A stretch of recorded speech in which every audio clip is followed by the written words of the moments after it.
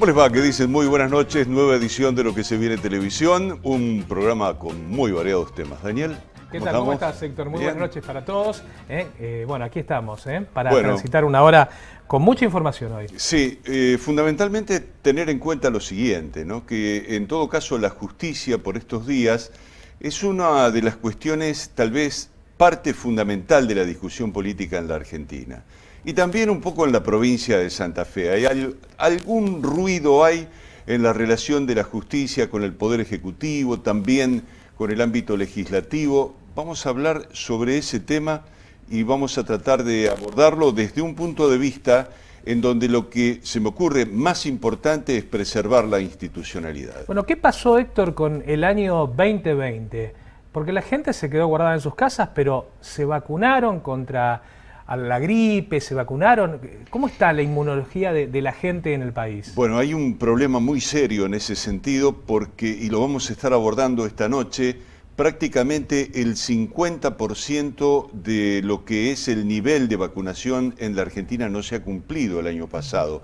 Por lo tanto, hay una incipiente amenaza de una posibilidad de pandemia de un conjunto de otras enfermedades que habían desaparecido en la Argentina, pero que al no vacunarse hay vastos sectores sociales que quedaron expuestos. Vamos a hablar de la pesquisa neonatal. Vamos a meternos en un tema que es conocido, pero parece ser que las mamás, las primerizas, casi no tienen demasiada información sobre este tema. Y nos pareció importante hablar sobre la relevancia que tiene la pesquisa neonatal en el transcurso del programa. Bueno, y después también vamos a estar conversando con Fabián Bastías.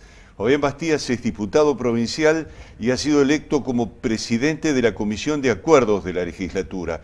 Es una comisión clave porque por allí pasan jueces, fiscales y sabemos que esta disputa relacionada con el Poder Judicial y con el Poder Político, bueno, tiene centralmente en esa comisión un recurso, una herramienta fundamental para la transparencia democrática. Y estaremos cerrando el programa, bueno, con el Grupo La Naranja, más precisamente con Luis Pollo Sáenz. Vamos a estar hablando de los 37 años de La Naranja. Creo pensar que hoy es uno de los grupos más viejos que hay en la ciudad de Santa Fe, o con mayor trayectoria en tiempo, para no hablar de viejos. Pero eso se lo voy a preguntar en un rato. Bueno, y nosotros lo que les proponemos es un breve auspicio y el desarrollo del programa.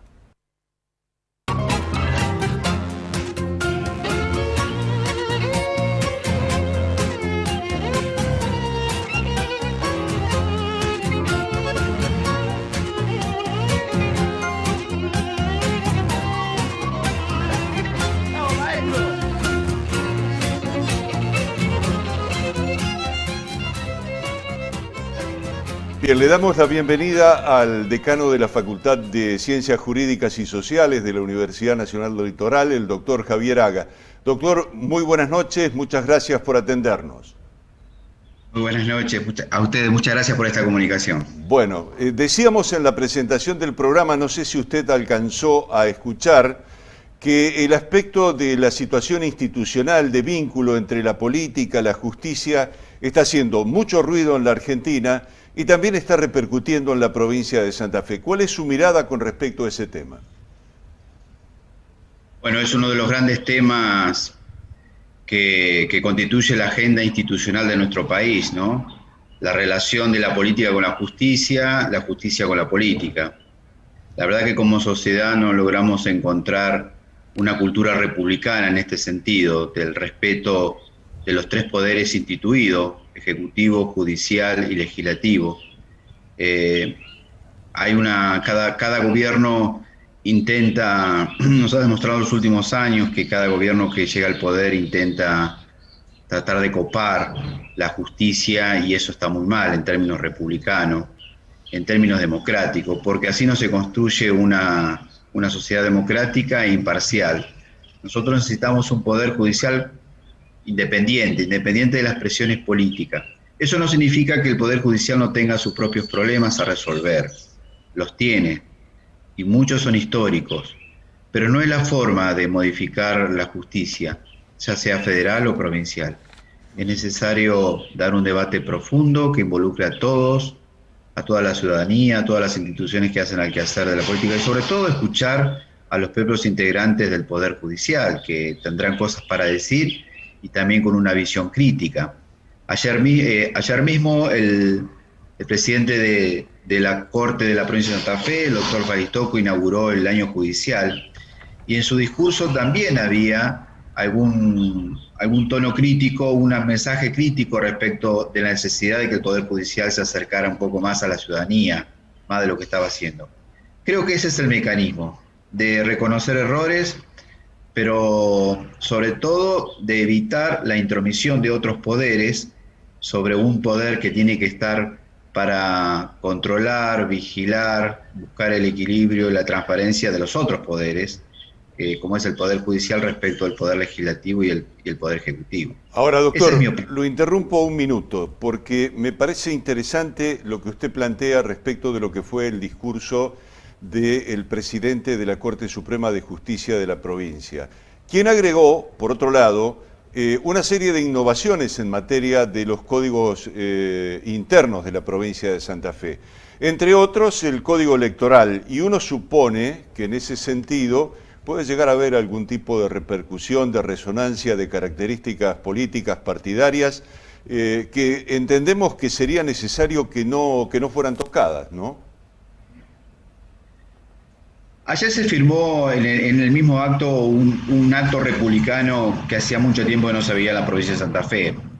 El Poder Ejecutivo compartió con los integrantes de la Corte y con todas las instituciones vinculadas al quehacer de la justicia, colegios de abogados, colegios de magistrados y universidades, compartieron una agenda de trabajo. Entre los temas vinculados a la agenda de trabajo estaban las modificaciones de varios códigos de procedimiento.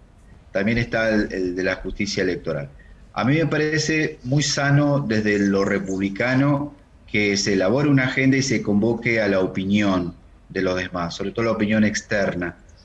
Y eso me parece muy importante. Después, en el debate de los consensos y disensos propios de toda democracia y todo debate de leyes.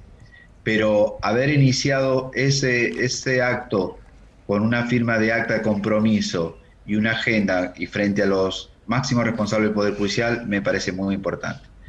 Respecto del tema de la justicia, del Código Electoral, a mí me parece que son leyes tan importantes que hacen a la vida institucional de una provincia, que necesariamente necesitamos el aporte y el debate de todos los partidos políticos, además de la ciudadanía, pero fundamentalmente de todos los partidos políticos.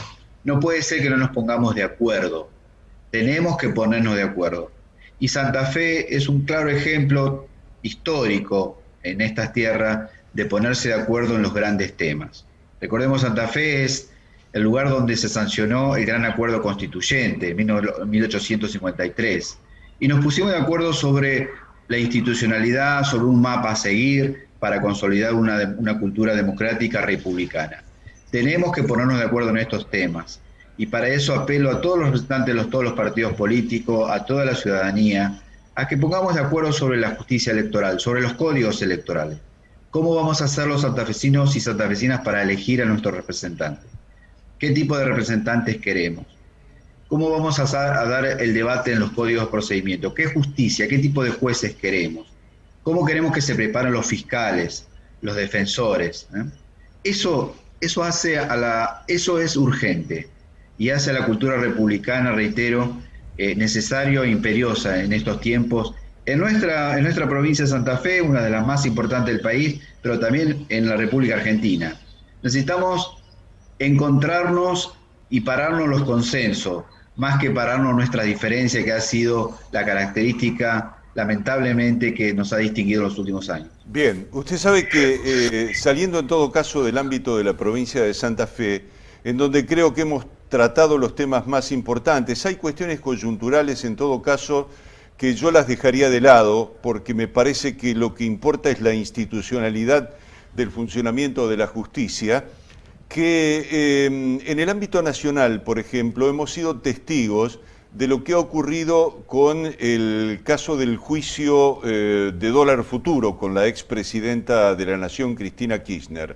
Desde el punto de vista técnico, le pregunto a usted, ¿entiende que esa causa es una causa que está armada en un concepto en donde puede culparse a un presidente o un expresidente o un exministro de economía por lo que haya sido la especulación de otros ciudadanos argentinos? Yo le digo que desconozco los pormenores técnicos de la causa porque nunca vi el expediente. Ahora bien, le respondo con la Constitución Nacional a su pregunta. Todos los ciudadanos somos iguales ante la ley. Y cualquiera sea que haya sido el cargo que haya uno desempeñado, como presidenta, como senador, como diputado, como decano, como rector, todos nos debemos someter a lo que prescribe la ley. Eso es la esencia de la democracia. La democracia es el gobierno de la ley y a eso estamos sometidos. La Constitución reconoce que somos el principio de igualdad y la igualdad ante la ley. Si es necesario, si la expresidenta, en este caso, usted menciona, o cualquier expresidente, han cometido un delito previsto en la ley y por ese delito necesitan una sanción, deberemos aplicar la ley. Solo así tendremos república y eso es muy importante. Yo me sentí como ciudadano muy, muy triste por esa actitud de la expresidenta Cristina Fernández de Kirchner de acusar, de gritar a los jueces que llevan esa causa. No es la forma, no es la manera, no es sano para la ciudadanía, no es un buen mensaje. Bien. No existe esta excusa del laissez-faire como ella plantea, con grupos mediáticos, económicos, de poder detrás de una figura para desprestigiarla. No es así. Me parece que ella, como toda ciudadana, debe someterse a los tribunales, por supuesto con su abogado, defender sus argumentos y su principio de inocencia, que está garantizado en la Constitución Nacional. Pero los jueces tienen que actuar con absoluta libertad y sin ningún tipo de presión política, económica ni mediática. Bueno, tienen que actuar como demanda la Constitución Nacional. Bien. Solo así tendremos una república, solo así podemos creer que nuestro país tiene futuro. Bien, le pregunto esto porque en la situación, por ejemplo, de Lula, que también ha tenido esta semana un acontecimiento de suma trascendencia, porque es como que el caso Lula deja al descubierto un avasallamiento de sectores de la justicia respecto del funcionamiento de la política. ¿Cómo ve usted, en todo caso, una acusación de esas características, sobre todo teniendo en cuenta que la propia justicia se ha desdicho respecto de lo que había planteado un juez, el ex juez Moro, respecto de la conducta de Lula en el Brasil? Bueno, será la propia hermana República del Brasil quien tenga que investigar y resolver el accionar del juez Moro o todos los jueces que intervinieron en las causas de Lula. No necesariamente lo que sucede en otro país se aplica en forma textual de lo que pueda pasar en nuestro país. La República del Brasil tiene su propia constitución, sus propias leyes, sus propios tribunales, su propia forma de elegir a sus jueces. Nosotros tenemos nuestra propia autonomía republicana y en ese sentido no necesariamente lo que ha pasado con Lula pasa en Argentina o deberá pasar o pasará en otro país.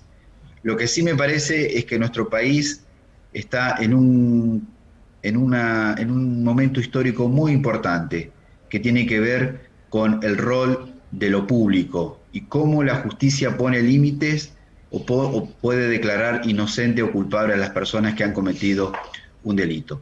Solo así se puede pensar en un futuro republicano, democrático y de bienestar. Si no hacemos hincapié en el rol fundamental que tiene la justicia, no tendremos nunca el país que soñamos.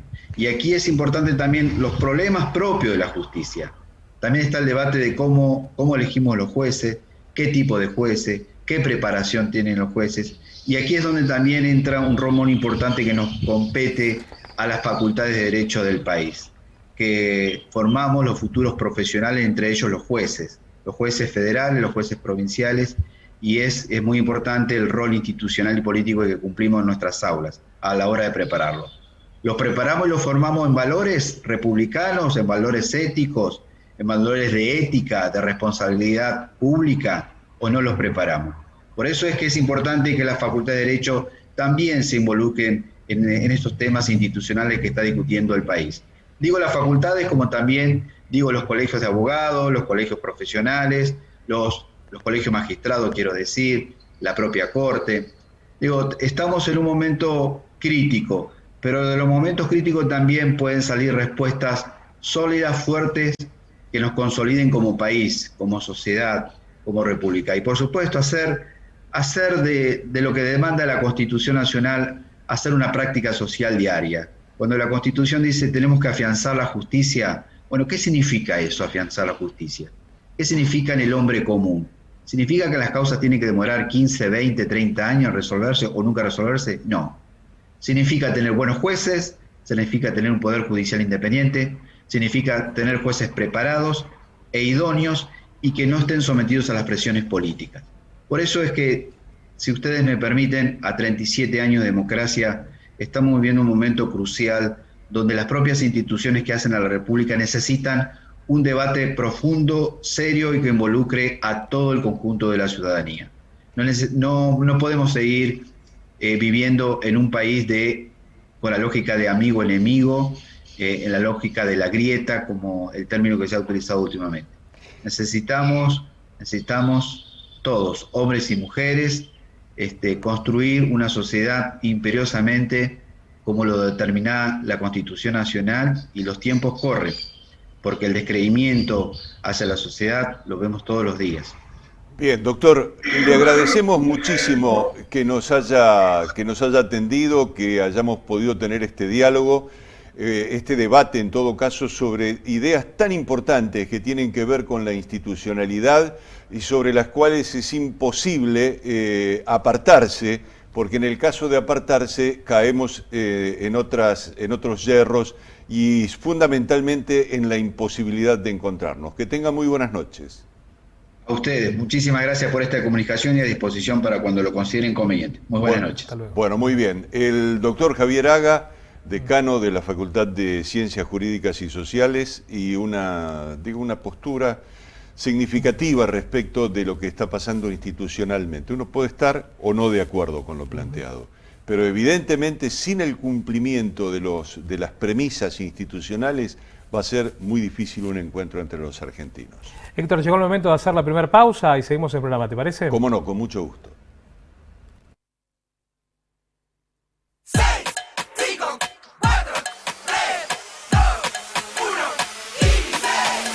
Son solo 6 pasitos, 15, 6, 5, 4, 3, 2, 1, 15.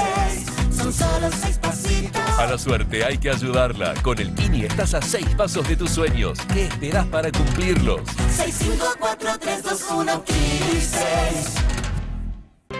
El Consejo Profesional de Ciencias Económicas tiene a disposición un servicio que permite verificar la habilitación para el ejercicio profesional. Consulte ingresando a www.cpn.org.ar.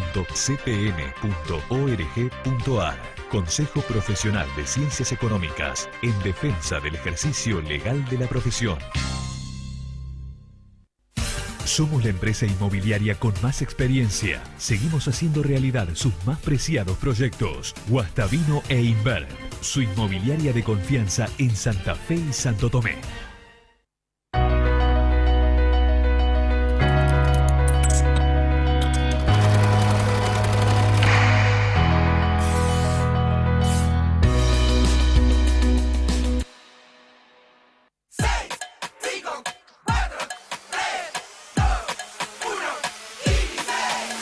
Son solo 6 pasitos, 15, 6, 5, 4, 3, 2, 1, 15.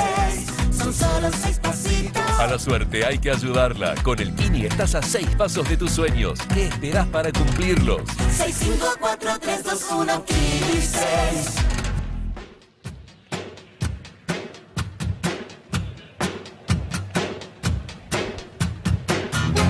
Bien, decíamos en la apertura del programa de esta problemática que tiene que ver con las campañas de vacunación en la Argentina, ¿no? Un tema muy significativo que tiene que ver con la salud pública, Daniel. Claro, uno se pregunta qué es lo que sucedió el año pasado.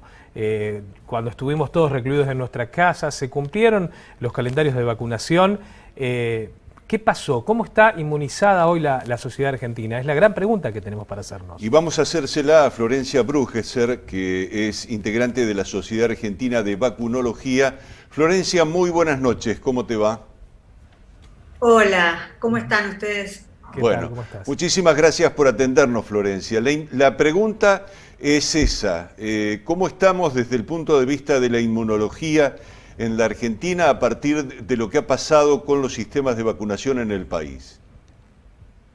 Sí, la verdad que es una preocupación. Nosotros desde la Sociedad Argentina de Vacunología y Epidemiología se lanzó una campaña en el mes de febrero con la idea de reforzar nuevamente las vacunas de calendario, porque teníamos datos del programa de inmunizaciones de Nación que según datos hasta noviembre, habían disminuido las coberturas y habían llegado recién a un 50%, con lo cual eso nos generaba preocupación. Sabemos nosotros que si no vacunamos, las enfermedades pueden volver. Así que, digamos, un poco la idea era volver a reforzar. Si bien los vacunatorios durante la pandemia fueron declarados como lugares seguros, se tomaron todos los recaudos para que la gente pudiera seguir yendo a vacunar y los chicos cumplieran con el calendario, esto obviamente no ocurrió. Florencia, ¿qué puede volver? ¿Puede volver el sarampión? ¿Qué enfermedades pueden volver? Digo sarampión por nombrar una. Totalmente. Bueno, el sarampión es la que más cercano tenemos experiencia, porque el año pasado cerramos un brote que duró casi un año, ¿sí? con una cantidad importante de casos. Fue el primer brote más importante después de que elimináramos la enfermedad. Nosotros los últimos casos endémicos habían sido en el año 2000. Después de eso habíamos tenido casos importados. Uno de los más importantes había sido, por ejemplo, durante el Mundial de Sudáfrica en el 2010, y después había habido importaciones. Pero el año pasado se cerró un brote que duró casi un año, con lo cual el riesgo de volver a tener circulación endémica de esta enfermedad. Y el año pasado también falleció una mujer, una inmunocomprometida por sarampión, desde el cual no teníamos fallecimiento desde el año 98. Esta es una de las enfermedades obviamente que nos preocupa, que si dejamos de vacunar vuelve. Después tenemos la rubiola, que en realidad no es una enfermedad muy grave en el caso de ser una enfermedad, digamos, cuando la tienen los niños, pero tiene posibilidades de tener complicaciones. Pero lo más importante de la rubiola es cuando la padece una mujer que está embarazada, por el riesgo de malformaciones. Nosotros fuimos el último país que tuvo rubiola congénita, digamos, de los niños que nacieron en el año 2009, ¿sí? Con cardiopatías, con cataratas, con sordera, sí, que eran todas las complicaciones que dejaba. Y obviamente después estamos también con la polio, que es una enfermedad eliminada en la región desde el año 91, y la Argentina no tiene casos de polio desde el año 84. Y ni hablar de otras enfermedades como la difteria, ¿sí? Que es una faringitis que, digamos, grave, que puede llegar a la muerte, que nosotros no tenemos casos de hace muchos años. El tétanos, que es una enfermedad que seguimos vacunando a los adultos, porque todos los años hay casos de tétanos en el adulto, más que nada en adultos mayores, porque olvidan que se tienen que hacer el refuerzo de la vacuna doble adultos, que contiene el tétanos y la difteria, cada 10 años, y muchas veces pasa que personas que tienen más de 60 años, hace muchos años que no se vacunan, y si no uno no renueva el refuerzo, queda sin protección, y el tétanos es una enfermedad que la encontramos en todos lados, así que podemos estar haciendo jardinería, nos pinchamos con una rosa y de esa forma podemos adquirir la enfermedad.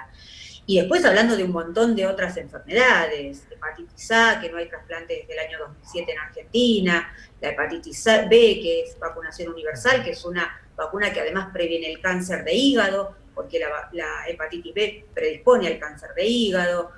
La realidad es que hay nosotros tenemos el calendario en Argentina más completo, digamos, de la región y de muchos otros países, con lo cual lo más importante es que si la gente no se vacuna, no importa tener el calendario más completo, porque no llega a quien tiene que llegar. Bien, doctora, queríamos preguntarle lo siguiente. El año pasado, en el medio del conocimiento o el desconocimiento respecto del tema de la pandemia del COVID, hubo una recomendación muy especial, fundamentalmente para la población de riesgo, en el sentido de que se vacune contra la gripe, la vacuna común contra la gripe.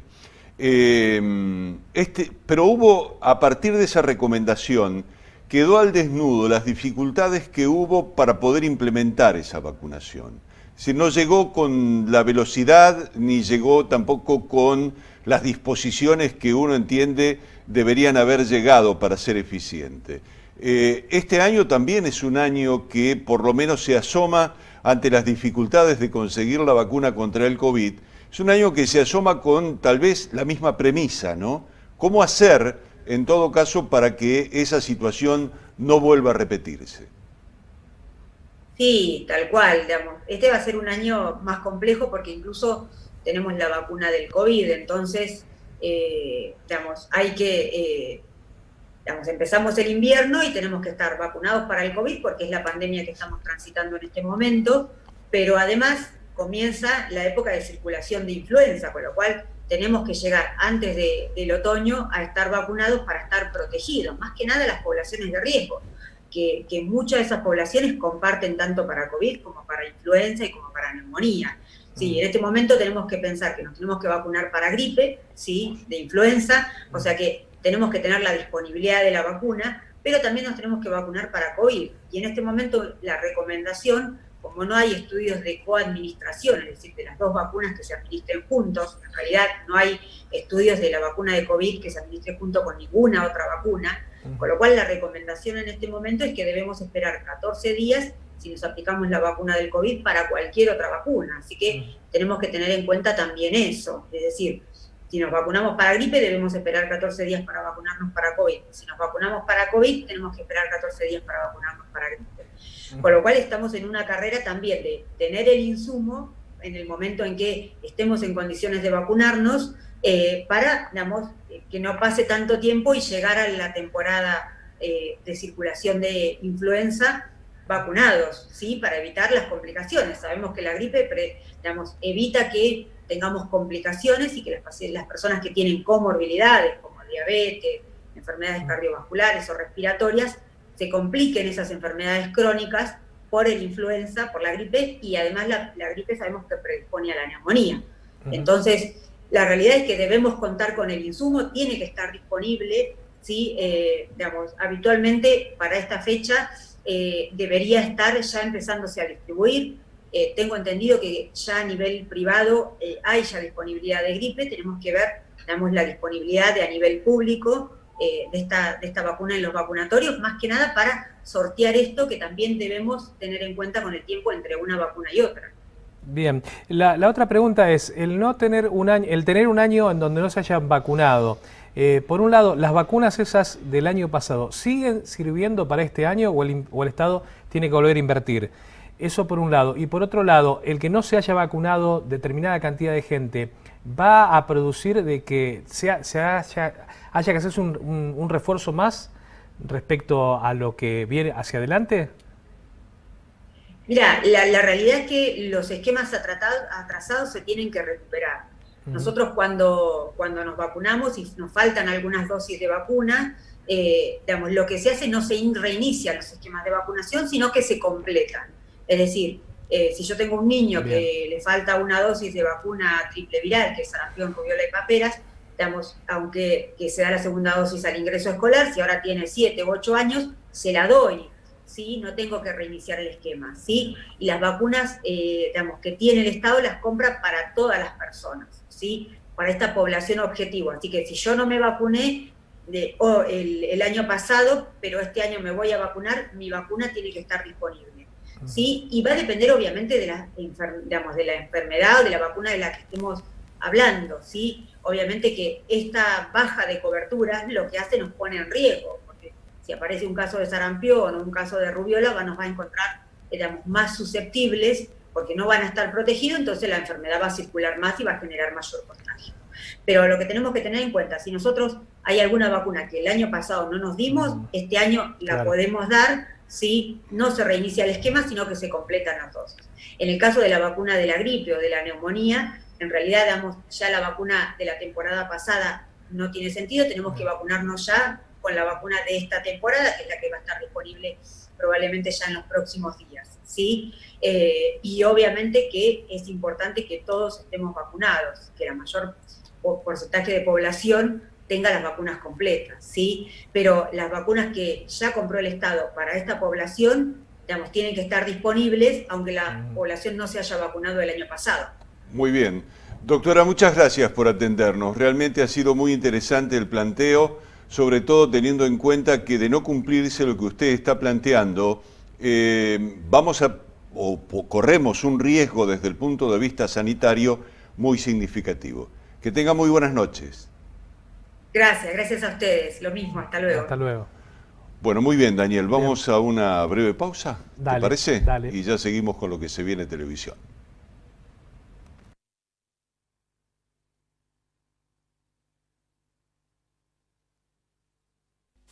Somos la empresa inmobiliaria con más experiencia. Seguimos haciendo realidad sus más preciados proyectos. Guastavino e Inverb, su inmobiliaria de confianza en Santa Fe y Santo Tomé.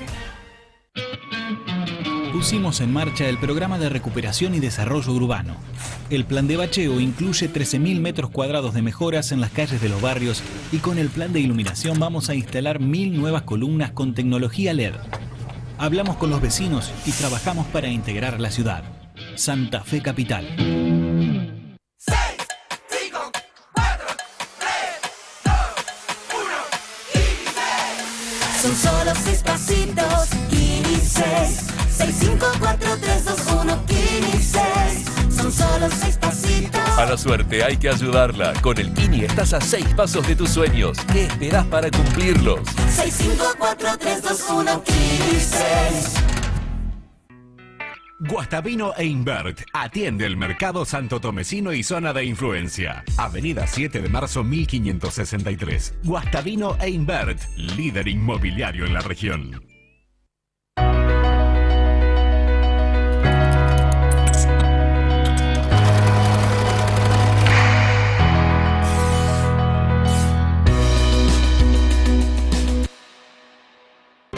El Consejo Profesional de Ciencias Económicas tiene a disposición un servicio que permite verificar la habilitación para el ejercicio profesional. Consulte ingresando a www.cpm.org.ar. Consejo Profesional de Ciencias Económicas, en defensa del ejercicio legal de la profesión.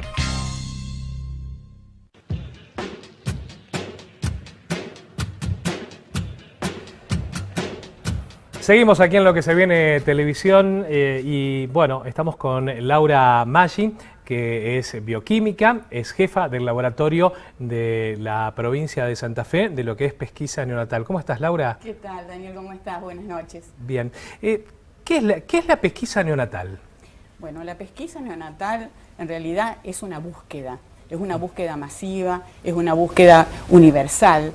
Y en nuestro caso específico es una búsqueda dentro de una población infantil, una población de niños recién nacidos, probablemente sanos, de enfermedades congénitas, la mayoría de tipo genético, que son inaparentes, o sea, no tienen ningún tipo de sintomatología clínica y que solamente a través de la realización de un análisis muy simple de sangre, para lo cual se le hace a todos los niños, se puede detectar a tiempo. Y este tipo de enfermedades, diagnosticadas a tiempo con un tratamiento oportuno dentro de los 15 o 20 días de vida, el niño va a tener una vida sana para él, para su familia y para reintegrarse a la sociedad. Aunque el tratamiento sea de por vida, pero el niño va a tener una vida normal. Vos sabés que cuando comenzábamos el programa y hablaba de que ibas a estar y que íbamos a hablar de este tema, yo me refería a las embarazadas, que por allí, a las primerizas, no saben que cuando su nene nace, el papá, el abuelo, la tía, le va a hacer el primer análisis clínico en donde se le hace un pequeño tajito en el pie y se le saca una gotita de sangre. Para los primerizos es, ay, ¿qué va a pasar acá? Pero es muy importante eso.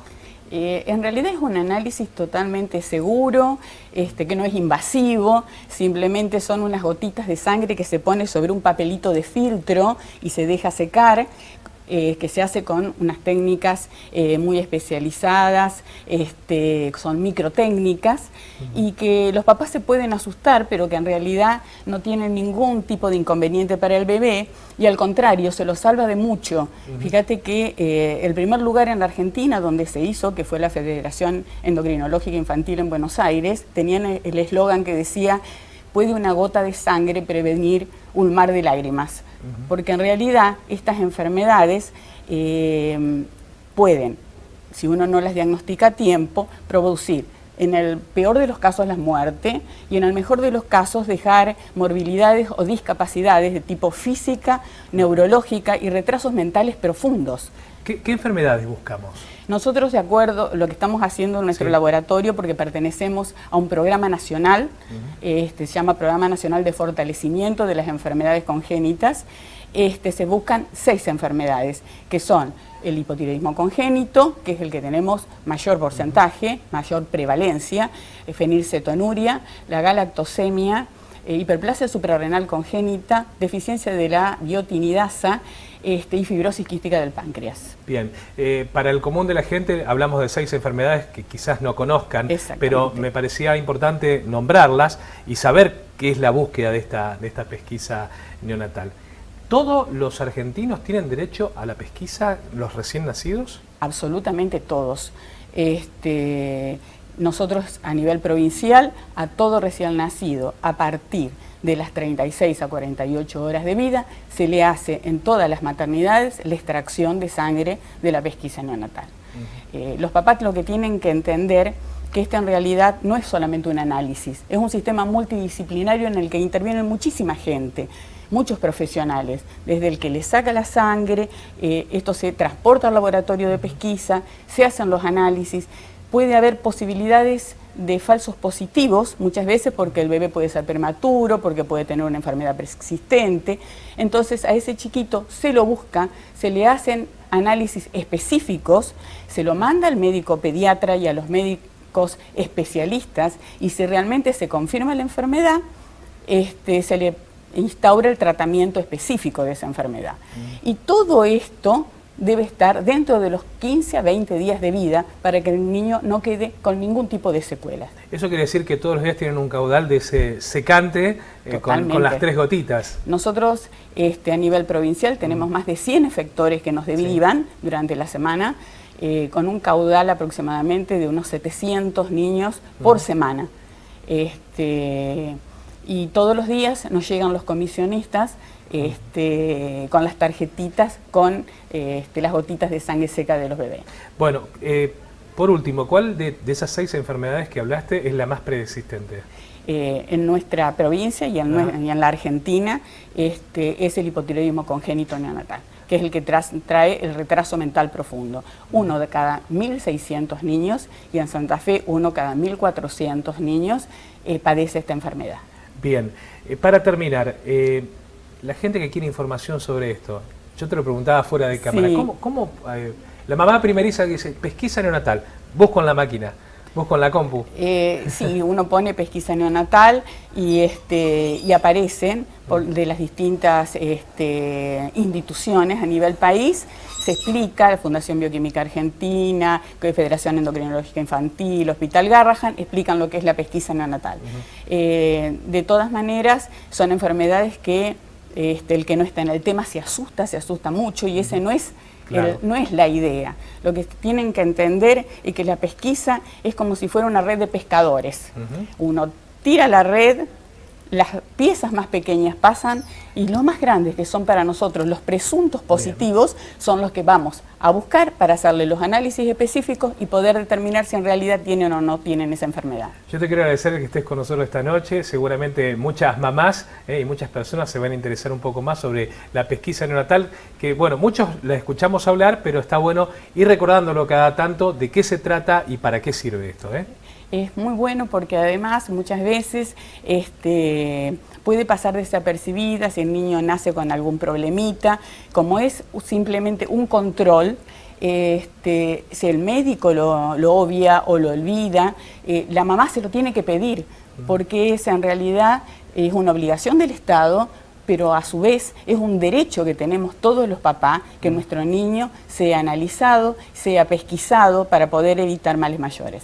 Gracias, Laura, por estar esta noche. Nosotros seguimos aquí en el programa, nos encontramos con Héctor, que tiene un Zoom, y vamos a otro de los temas.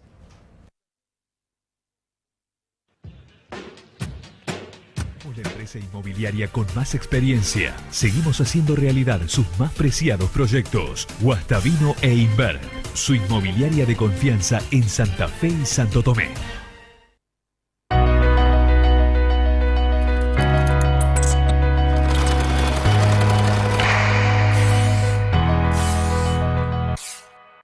La democracia se construye desde el diálogo y la participación. Cámara de Diputados de la provincia de Santa Fe.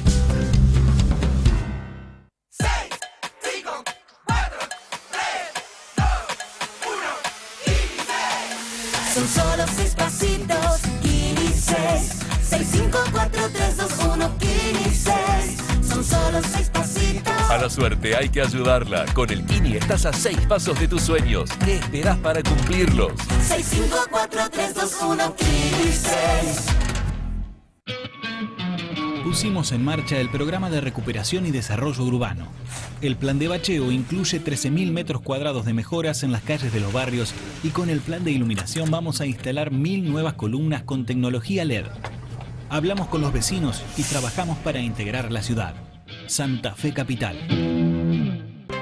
El Consejo Profesional de Ciencias Económicas tiene a disposición un servicio que permite verificar la habilitación para el ejercicio profesional. Consulte ingresando a www.cpn.org.ar. Consejo Profesional de Ciencias Económicas, en defensa del ejercicio legal de la profesión. Guastavino e Invert atiende con más eficiencia el norte de la ciudad y zona de influencia. Guastavino e Invert, presencia territorial en Aristóbulo del Valle al 5700.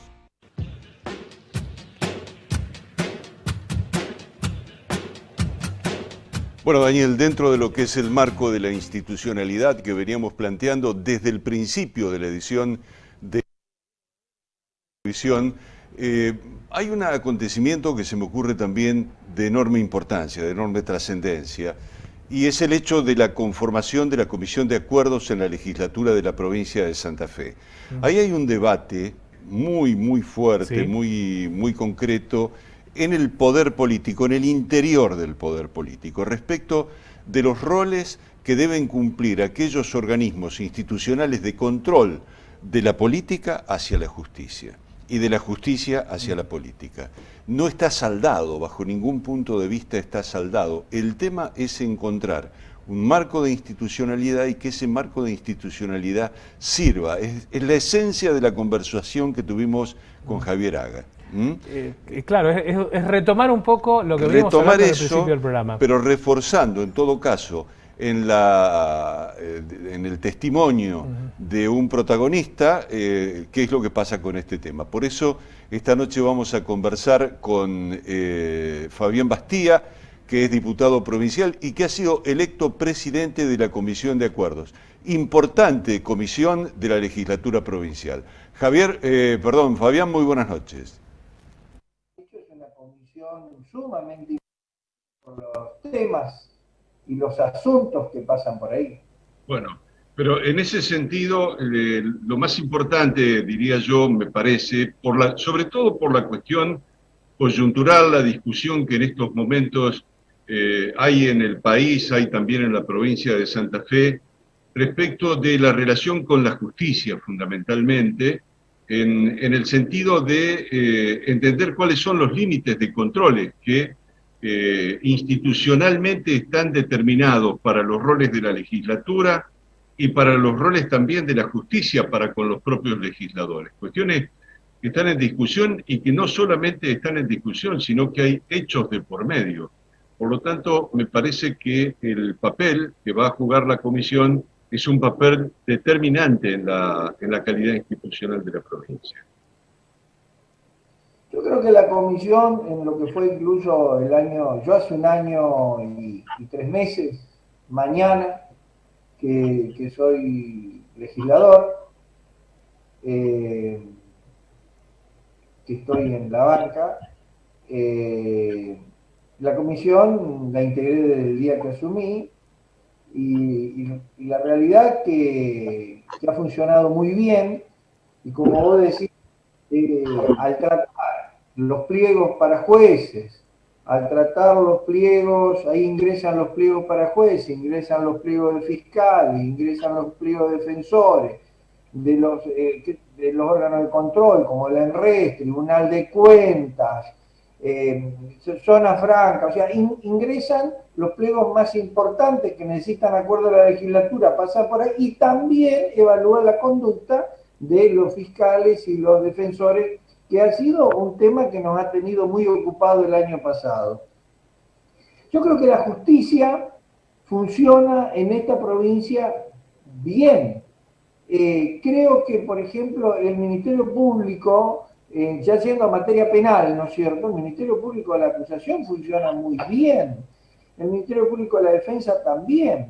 Fíjese que hubo una medida cautelar de la Cámara Contenciosa Administrativa que para una licitación del Ministerio de Seguridad, el de las armas, el caso de las armas. O sea, la justicia funciona muy bien. Yo creo que acá lo que nosotros tenemos, esto es una opinión personal, hay un gran conflicto político en el núcleo de poder que llevó al gobierno a Perotti. Es decir, el núcleo ese de poder que construyó el triunfo para las elecciones del año 2019 entró en crisis.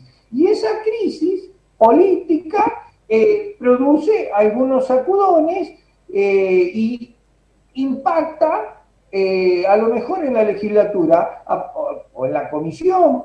Yo no puedo decir que haya habido conflicto. Sí, hay mucho ruido, pero la comisión ha funcionado normalmente y no ha tenido complicaciones. Lo que sí, yo veo un gran conflicto político que tiene actores muy potentes en el Ejecutivo, lógicamente el gobernador, su ministro Saín, y del otro lado la vicegobernadora y el presidente del bloque histórico del PJ, Laferri. Son problemas políticos que tienen consecuencias en apariencia en la justicia, pero la justicia sigue funcionando normalmente y muy bien. Sí, me parece por otro lado también que es importante destacar una idea en el sentido del funcionamiento de la justicia en la provincia de Santa Fe, porque esta semana hubo una presentación de lo que es el año jurídico de la provincia de Santa Fe. Estuvo un discurso muy significativo, creo yo, el presidente de la Corte Suprema de Justicia, y entre otras cosas planteó un conjunto de objetivos muy interesantes en la reforma judicial. Hay un punto que yo no sé hasta qué situación puede llegar a generar conflictos, porque, entre otras cosas, se están planteando una reforma de características electorales, del Código Electoral de la provincia de Santa Fe. ¿Qué impacto, entendés vos, puede llegar a tener un cambio de esas características? Yo siempre digo que el derecho tiende a evolucionar y que tiene que acompañar a la sociedad, que las normas son perfectibles, que todas las normas son perfectibles. De hecho, es continua la evolución jurídica. Y yo lo veo bien si estamos hablando de un código electoral o de una normativa que evolucione en materia electoral, me parece fenomenal, porque creo que tenemos que ir dándonos instituciones más fuertes. Vamos a la realidad. Hoy, en materia electoral, es un área que depende del Poder Ejecutivo directamente. No digo hoy en este 2021, digo hasta hoy. O sea, no es que claramente es una novedad. Entonces, todo lo que sea evolucionar y que otorgue una mayor imparcialidad, mayores garantías, y toda la transparencia que hace a distintos procesos, en este caso el electoral, bienvenido sea. Bien, Fabián, muchas gracias por atendernos. Esperemos sinceramente que la provincia de Santa Fe pueda tener o tomar un camino de entendimientos en materia de política que ayude a que las instituciones funcionen de la mejor manera posible. Me parece que ese debería ser el mejor deseo que podemos plantear para un año en donde estamos saliendo de la pandemia, por lo menos de manera relativa, porque todavía no están todos los recursos en la mano. Que tengas buenas noches.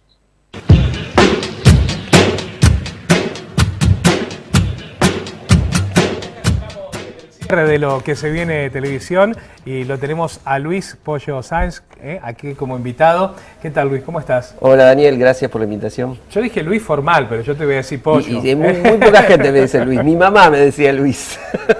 37 años de La Naranja. Teníamos una nota hoy cuando comenzábamos el programa donde se hablaba de la democracia y que llevamos 37 años de democracia. La Naranja nace con la democracia. Nacimos con la democracia, exactamente. Nuestro primer show fue el 30 de marzo del 84. 30 de marzo del 84, ¿en dónde fue eso? En el anfiteatro del Parque Sur, recientemente remozado. Sí, recientemente remozado, un lugar fantástico así que bueno, que tiene la ciudad, que ha recuperado la ciudad de Santa Fe. Sí, por suerte. Y bueno, en estos 37 años la banda ha mutado musicalmente en alguna etapa o no. Mirá, lógicamente que 37 años hay cambios en la vida, naturalmente, o sea, en la forma que lo que escuchás, lo que creces, en fin, nosotros siempre hemos sido una banda básicamente de fusión, no hemos sido una banda con un estilo determinado, siempre hemos paseado por distintos estilos. Creo que la Naranja siempre fue un puente entre distintos estilos musicales. Siempre fuimos muy libres para componer. Podríamos hacer tango, podríamos hacer folclore, podríamos hacer rock, podríamos hacer funk, reggae, en fin. Y eso es la temática natural de la Naranja. ¿Y cómo la definimos? ¿Una banda rock pop podría ser mayormente? Sí, rock pop fusión. Yo te diría, la palabra fusión me gusta porque engloba un poco todo, ¿no?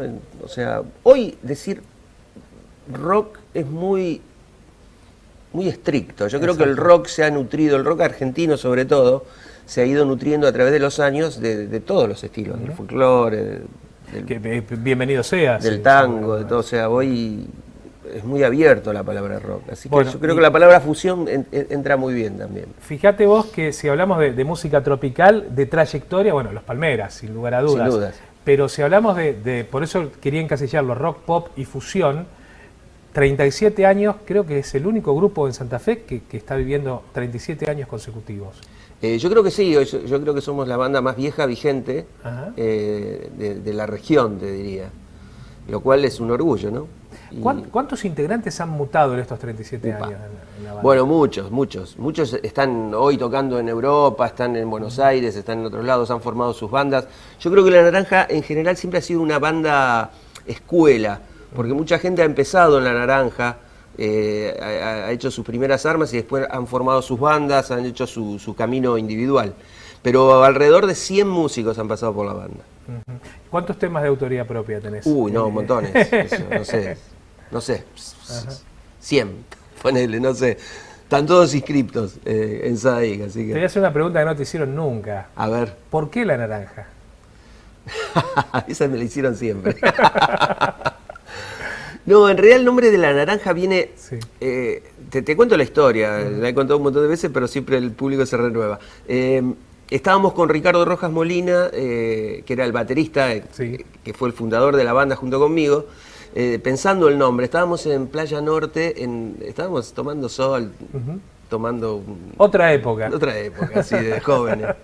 Y me acuerdo pasaba una chica con una bikini anaranjada muy chiquita. Y bueno, y entonces la miramos con Ricardo, dijimos, che, La Naranja, ¿no te gusta? Bueno, vamos a notarlo. Yo en ese tiempo justo me fui al Festival de Rock de La Falda y tuve la oportunidad de hablar con Miguel Abuelo, de Los Abuelos de la Nada. Y hablando, él me preguntó, ¿y vos sos músico? Sí, va. Yo le digo, mirá, yo también soy músico. Me dice, ¿cómo se llama tu banda? Y yo le digo, La Naranja, porque en realidad no era el que todavía tenía ese nombre, y era uno de los posibles nombres. Y me acuerdo que me mira Miguel y me dice, La Naranja, qué buen nombre. Y bueno, volví, le conté a Ricardo eso y dijo, chao, queda La Naranja, y ahí quedó La Naranja. ¿Estos festejos de 37 años, cómo los viven? Bien. Bueno, el sábado tuvimos la parte del festejo musical, digamos, en Casablanca, en Arroyo Leyes, que fue una noche de fiesta, la verdad que lo pasamos bárbaro, y hubo mucha música, la gente lo pasó muy bien, hicimos un show interesante donde hicimos un repertorio abarcando los 37 años de la banda, desde el primer tema que tocamos hasta un estreno. Es importante destacar que las personas que quieran tener más información de La Naranja pueden ingresar en el sitio www.lanaranjadesantafe.com.ar. Exacto. Y he elegido un video para despedirme e ilustrar un poco lo que sorprendeme. No, he elegido el Vení, Vení, porque es un tema que me gusta. Y me gusta esta versión. Es un clásico, es un clásico. Es el clásico de La Naranja. Sí, es un clásico. A lo que voy es que me gusta esta versión última que han hecho el año pasado. Semiacústica, y le da un matiz distinto, y bueno, se ve todo el grupo allí. Qué bueno. Pollo, gracias por venir. No, gracias Daniel por la invitación y bueno. Bueno, y avísame dónde quieras soplar las velitas, para comer un poco de torta. Bueno, Casablanca.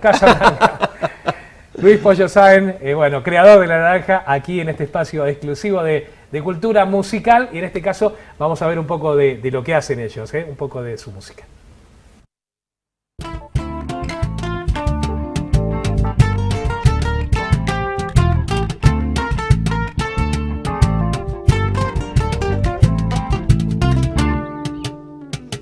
No me importa lo que digan, si está bien o si está mal.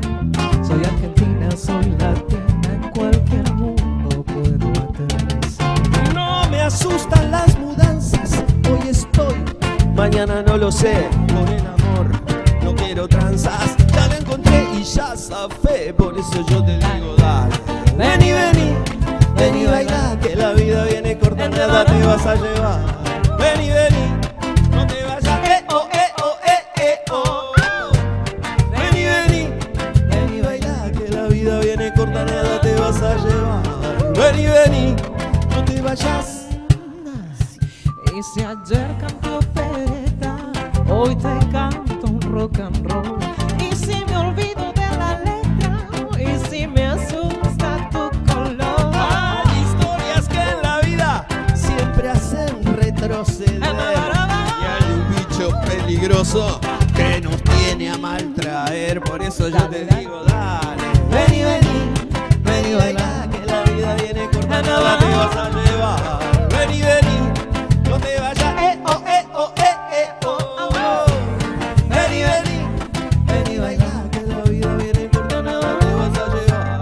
Vení, vení, no te vayas. Qué linda manera de terminar un programa, ¿no? 37 años. ¿Y viste la caja? Edu Boiri estaba ahí. Fantástico, sí, no, por supuesto. Bueno, por ahí en una de esas nosotros le hacemos un favor a los amigos también, eso es así. Eso es así. Y Daniel tiene toda una trayectoria en las cuestiones musicales y por eso muchos son amigos, ¿no? Es verdad. Y vamos a tener varios amigos en el transcurso del programa. Bueno, y va a estar bueno porque de alguna manera se van a conocer en un ámbito distinto. Nuestro programa tiene una trayectoria de institucionalidad, de política, de cuestiones sociales y económicas, y de vez en cuando, bueno, un toque cultural viene realmente muy bien. Y la música no es algo totalmente social. ¿Qué te parece? Así que, bueno, hasta la semana que viene y con algunas sorpresas que seguramente nos va a ir aportando Daniel con su participación. Chao, hasta luego, doctor. Hasta la próxima semana.